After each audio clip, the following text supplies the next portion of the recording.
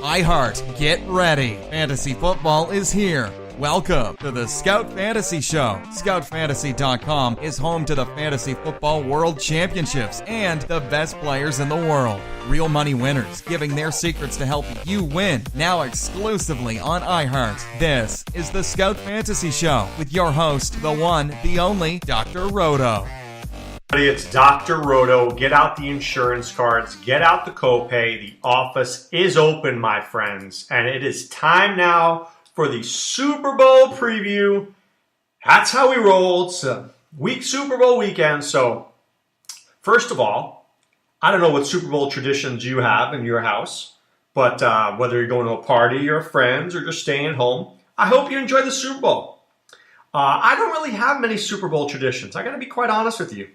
I mean, I was a big I always made sure to watch it. My dad, I guess, did, but, you know, it wasn't a thing that we did. You know, it wasn't a thing. And maybe it should have been more of a thing. As I got older, you know, I obviously went to some Super Bowl parties, but I always felt like I never wanted to get up because I didn't want to lose my seat because I wanted to watch the game and people would be yapping around, blah, blah, blah, blah, blah, and I couldn't watch it. Then I used to watch it with a couple of friends, and now I find the older I get, I just like watching the sucker at home. I like seeing 27 angles. I like watching it. I watch it with my little Roto. My daughter, of course, watches the halftime show. Mrs. Roto watches, you know, as she's walking around, 2 minutes here and 2 minutes there.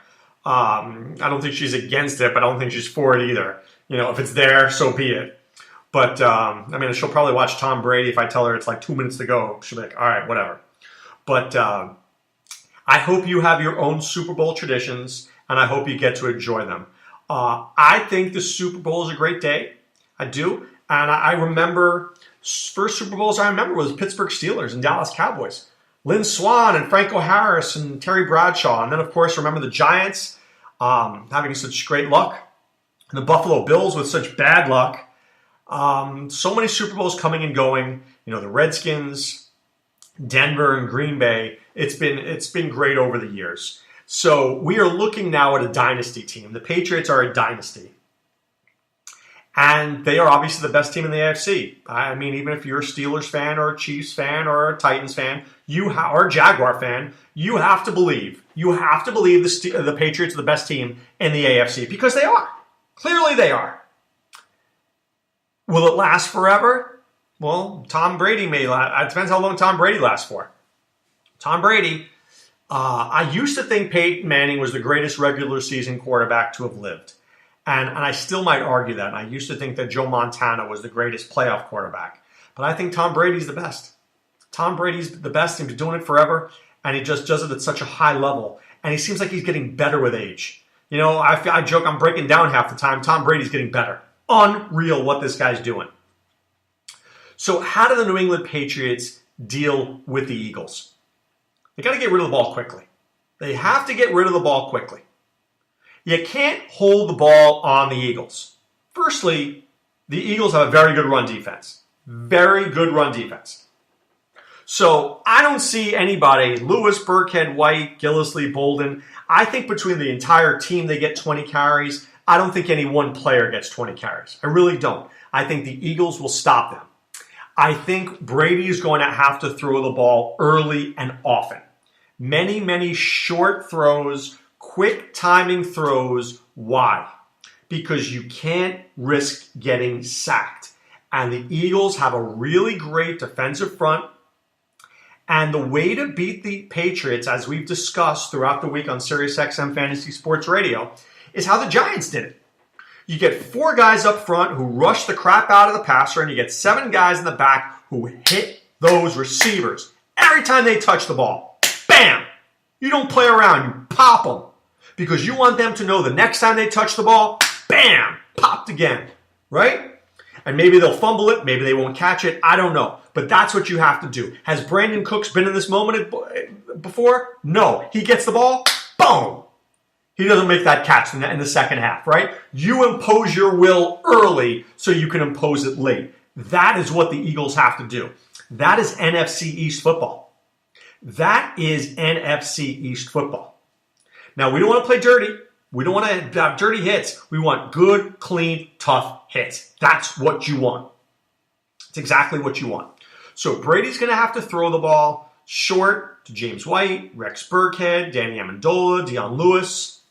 Then if there's time, he waits for Brandon Cooks and Chris Hogan to get open and make their double moves down the field. Because I think if there's any weakness for the Eagles, it's in their secondary, right? Their weakness is in their secondary. So if Brady has time, he will pick the Eagles apart. End of game. Bye. See ya. Patriots win. If the Eagles don't get to Brady, it's over. Over.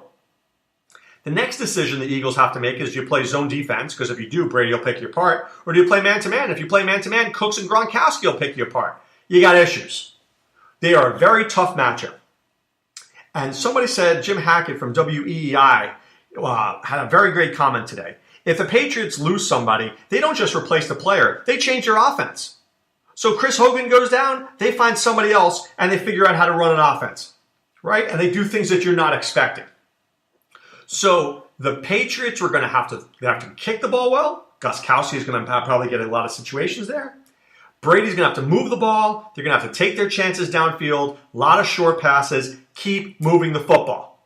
Now, for the Eagles, last year, the Falcons should have won that game. You all know it. We all know it. The Falcons were the better team for 3 quarters. The problem was this. Here is the problem. Time of possession. The Falcons scored so easily that their defense was on the field. By the 4th quarter, they were completely gassed. Tom Brady comes back and he makes plays. The Eagles have to figure out a way offensively to have longer, sustained drives. Critically important. Foles gives it to Ajayi, gives it to Blunt. Pound the ball. 1st and 10, 2nd and 7. 2nd and 7, 3rd and 4. Complete a pass to Aguilar. 1st and 10. Matriculate down the field. That's the only way, because if they get a lot of 3 and outs, if Philadelphia's offense doesn't complement their defense, it's over. Over. Because Brady will make you pay.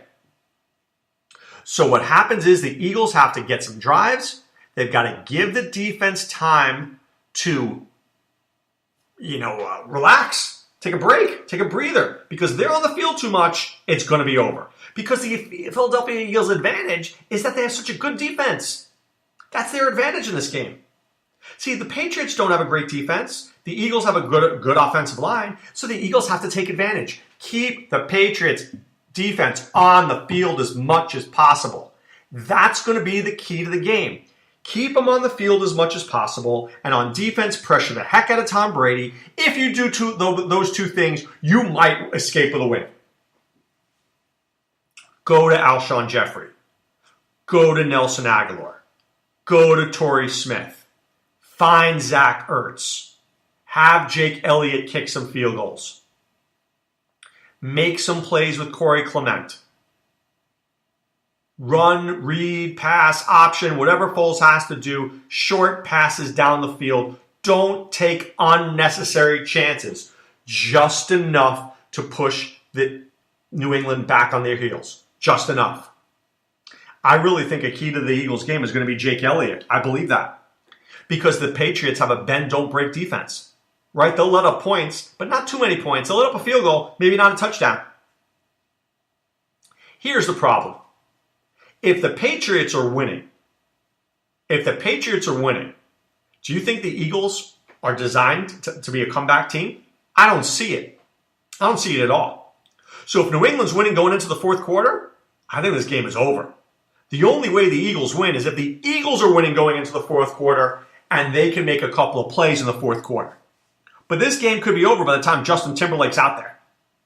Because if New England gets off to a big start, if they're up 21-6 at halftime, tell me how the Eagles are coming back. There's no way. There's no way. So the Eagles have a lot of pressure here. There's a lot of pressure in this game. Now, I'll take that back for a second.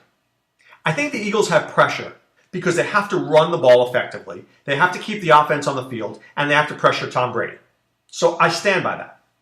But at the same time, I think the only way the Eagles win this game is if they're relaxed. If I'm Doug Peterson, I'm getting in that locker room and saying, guys, we're playing the New England Patriots. We're playing Tom freaking Brady and Bill freaking Belichick. You're not supposed to win this game. So let's shock the world and show everybody that this is our moment. Get out there and play better than you ever thought you could. You have nothing to lose and everything to win. If you lose this game, you're expected to lose.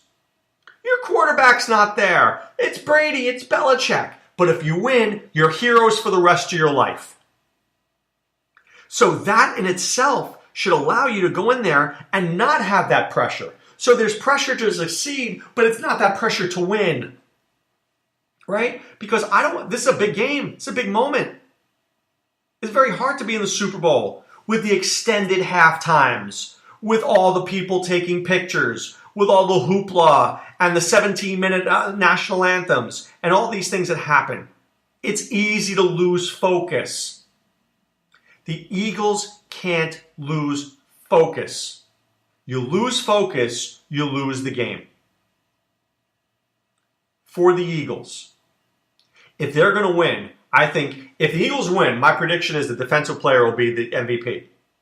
Whether it's Fletcher Cox or Michael Kendricks or, I don't know, Derek Barnett gets 3 sacks. I don't know. They're going to need a defensive player to play out of his mind in order to win the MVP.